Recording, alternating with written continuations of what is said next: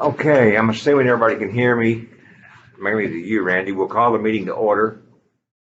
Counting you, Randy, and the three of us here, I declare we have a quorum. I don't think there's any need to call the roll. Can you hear me, Randy? Yes. Thank you very much. Then we got those present. Everybody but Commissioner Moore. So let's start with getting the minutes into the record. So we'd entertain a motion. Take as much time as you need, and then we'll put it in the motion to put them in the record.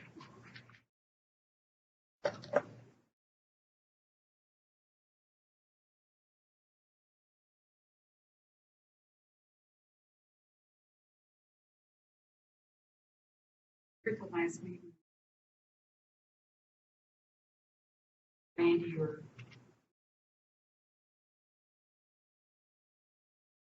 Second. You made the motion. The motion has been made and seconded. All those in favor signify by saying aye. Aye. All those opposed, like sign. The motion carries. Let's move right into the emergency management report. Yes, sir. So the incidents we worked from July the 9th through August the 11th, we had 10 motor vehicle accidents. We had 5 commercial vehicle crashes. Of those 5, 2 were serious. 2 structure fires, which required the use of Red Cross. We had 1 illegal burn in Greenbrier. Ended up giving them a warning with we gave them a warning and let them know that if they would continue to burn like that we would have to turn them into TDEC. We had 1 airplane crash up in Adams on Deutsch Road. It was a soft landing, no injuries, no hazards. And we had 1 helicopter crash right outside the gates at the airport. There again, he went to take off, just cleared the fence and landed, and no injuries, no hazards, anything like that. But we did have to call the FFA. Or FAA, sorry. FAA. Yeah, I had to call the FFA. Going back to my high school years. So we had to call and notify them and notify TEMA. We had our 911 board meeting. We had our county building inspections. Our special ops team sent 2 members to Swiftwater Rescue Training down in Benton, Tennessee. We maintain our, every Tuesday, we have our weekly COVID-19 meeting, and we had our safety meeting also. And that's all that we've done during that time frame. Any comments or questions for Chance? Mr. Chairman, Yes, sir. can I ask a question? Yes, sir. How y'all come along on the CARES Act? Chance, you Doing know? well. Yes, sir. Amanda was, Doing well, yes, sir. Yeah, coming along well. Amanda was working on it today quite a bit, but yes, sir, it's coming along. She's been entering in all the data that's coming in from the different departments. So it's coming along. Good, okay. Yes, sir. Thank you. Yes, sir. Any other questions? Then I'd entertain a motion to accept the report. Make a motion. Thank you, Frank. Second. I'll second. Okay, I'm gonna do it the same way. All those in favor signify by saying aye. Aye. All those opposed, like sign. I declare that motion carries. Let's move right into your report, Mr. Gupton. All right. In July, we had 872 total responses, and of those, we transported 566. Now, the third and the fourth columns, Mr. Eden and I were talking about this earlier, we found the discrepancy there. It should say total number of non-billable / billable. So it should say total number and then / billable. So the total number of runs in the month of June was 756, and of those we'll bill 476. So this is just showing you the difference in how many how many runs we made since last month. Now, in July of 2019, we responded to 885 calls, but we transported 635. So that shows you the kind of the impacts year over year of the transports and non-transports, I think, related to Okay, issues we're having right now. just for me, you're kind of using the same term, transported and billable. They're the same. That's the Anybody with same transport thing. is billed. Yes, sir. Okay, go ahead. There you go. Our transfers have, they're still impacted. Last year we did 85 in July, and this year we're at 67. So those are still down quite a bit from last year. That would be nursing home to hospital? No, that's hospital to hospital. So Hospital to Northcrest to Nashville. Yes, sir. Unless anybody has any questions about that, I'll move on to the next part. We collected 110,037.80, and that's up a little bit over 2019, but not a lot. In the fleet report, we're down significantly from what we were last month, about $9,000 or $10,000 less. So I was excited to see that. We just had some routine maintenance, sensors, things like that. I've still got one ambulance waiting on an engine. That engine's covered under warranty. Now the last two, I got a couple more little things we'll talk about. The next page has a little picture on it. And the state has contacted us and said that if we will purchase these devices, they're UV lights to disinfect the ambulance, which became a big thing since COVID came onto our radar. We buy these items and the state will reimburse us. So probably it's going to be about $6,000 or so, but for the device and the timer and to have them installed. But they're going to provide the funding, so I think that's a really good opportunity that we're going to need to capitalize on. So we're going to start working on that here pretty soon. But Russell, we got to put the money up first. Yes, sir. And there must we pay be, for it, and then we turn the what'd you receipts say, in. 5,000? It'll to get them all done. I'd say it'll be in the $6,000 to $8,000 range. So times 549, we must be buying a dozen of them? Yeah, we'll buy about 11 of them, and then you'll get the timer and then have them installed. That's the installation will Okay. cost a little bit, but Disinfectant, back of the truck. yeah. So we've got some units now that are they look like a bug zapper. Honestly, we've got two of them, one at White House and one at the main station. But you can disinfect a room with it. You can disinfect the ambulance with it. It's got a timer on it.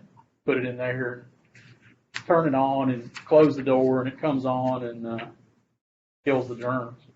Like a room where we go pick up somebody, or a room No, in the ambulance? for our stuff, yeah, Yeah. for inside the station, inside the ambulance, Yeah. things like that. We use it with our COVID positive patients, suspected COVID patients, anything that we think is communicable. We're gonna put that in there to. Would it work?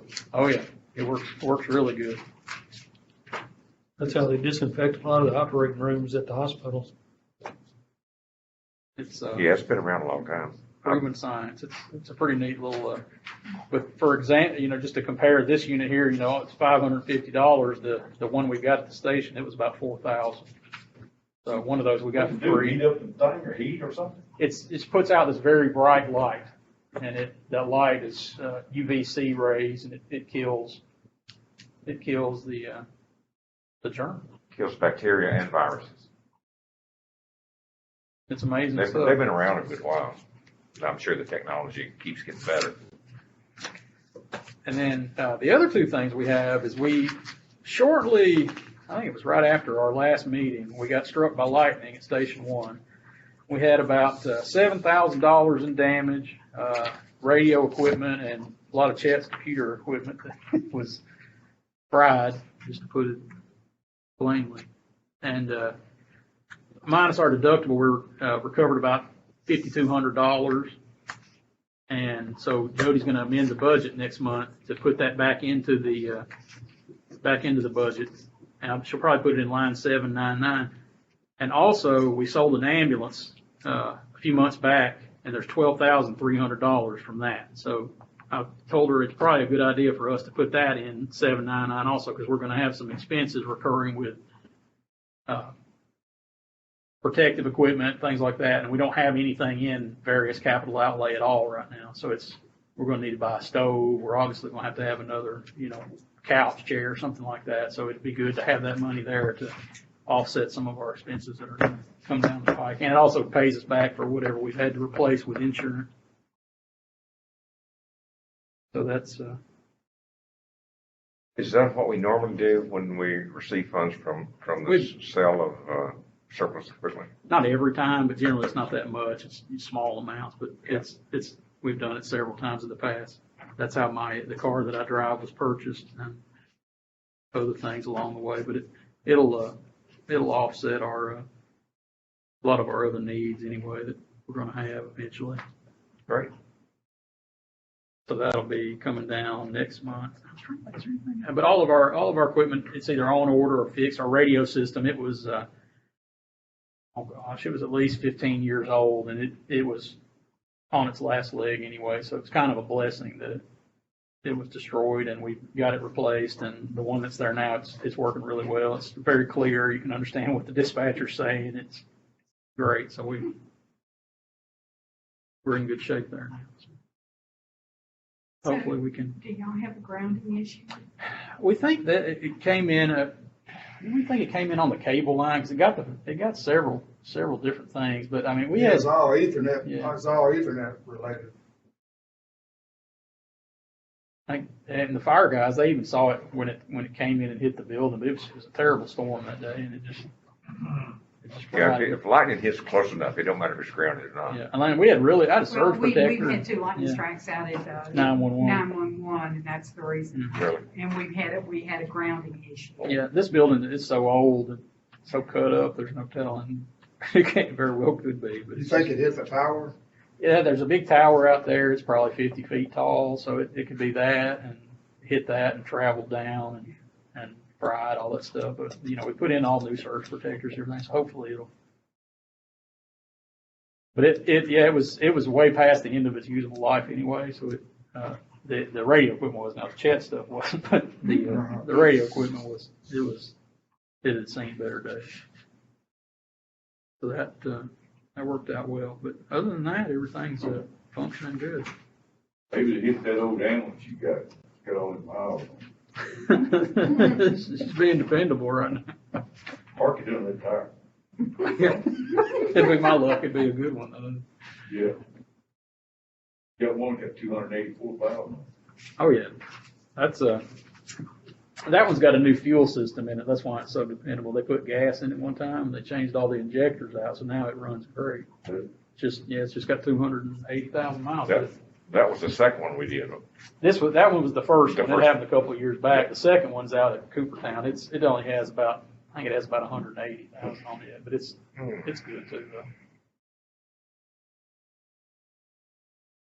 I don't have anything else unless y'all. Okay, any comments or questions on this report? If not, then I would entertain a motion to accept the report. So moved. Thank you, Commissioner Stubblefield. Second. Second. Thank you, Commissioner Spain. All those in favor signify by saying aye. Aye. All those opposed, like sign. Motion carries. Oh, how can it be the perfect time for me to make this point and get it in the record? I talked to Rick this morning, and he's under the weather with something that sounds like a stomach virus. Hopefully that's what it is, and I'm kind of using his words. And he's sorry he couldn't be with us, but he'll have his report updated next month with both months in there. In addition to that, we're continuing to work on our extra project where we're collecting information from other EMS services on the phone and through the mail. I actually gave him 3 counties that I personally had talked to, and I asked him to contact them direct, mainly because they do some things kind of similar to us. So we're continuing to collect that data, and hopefully not too far in the distant future. This is August, next meeting to be September, next October. So in the next 60 days, we should be coming to some resolution with which will follow it up with a report that we can all see and have questions and then decide what our next move is going to be. Anybody else have anything that needs to come up? Just seconds. Yes. I've noticed on the report that, say, the White House station is getting, their calls are growing now that we've gone into this agreement with Sumner County. So are we any closer to thinking about a timeline for building a new facility out there for the ambulances? Well, let me address that first. I think that thinking with those numbers increasing was part of the reason we went ahead and bit the bullet and added our new ambulance at the end of the year, last year. Mhm. And, yes, and I would just say somewhere down the road, we'll have to think about, if we do locate another ambulance over in that area, we'll have to have a place to park it. Yeah. My comment to Jerry Herman has been, yeah, we know this is coming and, we'll need a place to put it. Yeah. So that's kind of been the talk from my Well, perspective. Do we have any kind of record or anything of how many times that we're having to pull, like from Station 1 out to the crossroads to cover? Daily, Is it a daily thing? I mean, multiple like, times is- daily. Yeah. Okay, is it a lot more than it used to be? Okay, Oh, so, yeah. We either, Station 1 covers a lot of it, and then sometimes Cross Plains will have to cover, or Ridgetop may have to cover, but it's a daily, multiple. How many times a day you think it happens? I would say average of 5 times.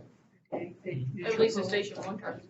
and if you need someone at Station 1, you pull from North Robertson? You'll put, Station 6, Cedar Hill will be the first one, and then Coopertown will come up. It's very rare that we pull anyone from 5 or 6 to come to Station 1, Yeah. because we have 3 ambulances. Station 1 So, covers it covers its own usually, Yeah, because okay. if they transport over to North Crest, I mean, maybe once a week, those other trucks may have to come down and stand by. It'd be, extremely busy, but usually you can transport here locally, drop the patient off and be back in service before they'll ever. I just wondered if it was increasing, and if it was, is it something we maybe need to keep the records of, or? Dispatch keeps a You've got a record good, of it. they've got a Yes, record ma'am. of how many times we have to pull from They do. another station. They I send it just to wondered me. if that would make a difference on looking at when we need to, I mean, what kind of issue does it cause because you're pulling from another station to White House, to cover for like White House? It's just a fuel issue usually. You just, I mean, there's no. time and mile. It doesn't keep anyone from being covered or any areas from being. No, we Not generally, typically, no, yeah, not from Zone 1. as soon as that truck gets tied up on a call, or, as soon as 2 of those get tied up, somebody automatically goes. So there's no really lapse, and unless a call happens simultaneously, Yeah. they would be, they'd And- roll over there pretty quick. And now the 911 has the ability, or is working on the ability Watch us to and see know where where we're at. every ambulance is at That's right. any time of the day, so they can call the one closest.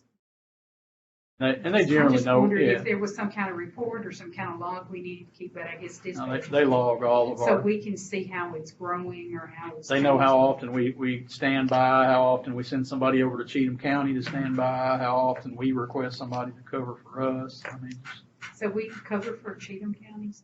In on a- Sumner County. and yeah, That's they'll, fine. they'll run out and we'll send somebody to stand by, or we'll, Well, that's good. It's good. Yeah, They that's- really- that's a, And it works both ways. it does. They've That's helped us done out in the for us. past. Cheatham they have a lot less ambulances than we have. And Yeah.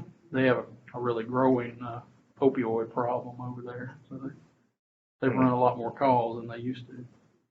I was just wondering if there was anything we needed to be doing to see whether it was something we might need to look at doing sooner than later, rather than later. You'll let us know when it becomes an issue, right? We're holding our own right now. I think eventually it's going to have to be addressed, but I think we're not having any difficulties running. We're not running out of ambulances. I don't know how long it's been since we've called another county to back us up. It's been probably 6 months. I mean, I can't even. I remember can't the time remember this any year. time in recent history when another service has had to come in here and make a call for us. In pretty good shape right now, then. Unless it was an interstate accident, that's about the only thing I could think of. We could call them to come and help us out there, but we're doing I okay. was just wondering if it was something we needed. Yeah, no, I think we are a bit ahead of the curve with with the new ambulance that we added and the employees that we added to keep that manned 24 hours a day, 7 days a week. Yeah. I think we're ahead of the curve. We're doing, And keeping the whole county yeah, covered. we're well covered. I think we're fine. You know, now, I mean, a mass casualty happens, of course, we're gonna have to Yeah. call for help, but anybody, there's no service that's not gonna, if something terrible happens, you always We're in want good shape. And you saw the same thing we did, to make all that happen, it's about $450,000 a year. Yeah, it's an expensive proposition for sure. But we're steady with our we're good shape with our staff. We're fully staffed. We've got good people. I think we're in good shape though. But like I say, other than Y'all are doing a great job. other than a fuel I have no expense, complaints. it's no trouble covering it. Okay, anybody else have any questions or comments that needs to be brought up at our regular meeting? You have anything else, Mayor? No, I'm good. Well, I'm happy to announce, I want you to hear this, Commissioner Wilson, this could turn out to be one of the shortest meetings on record. We're into it about 7 minutes and we had to stump their toe a little bit getting started.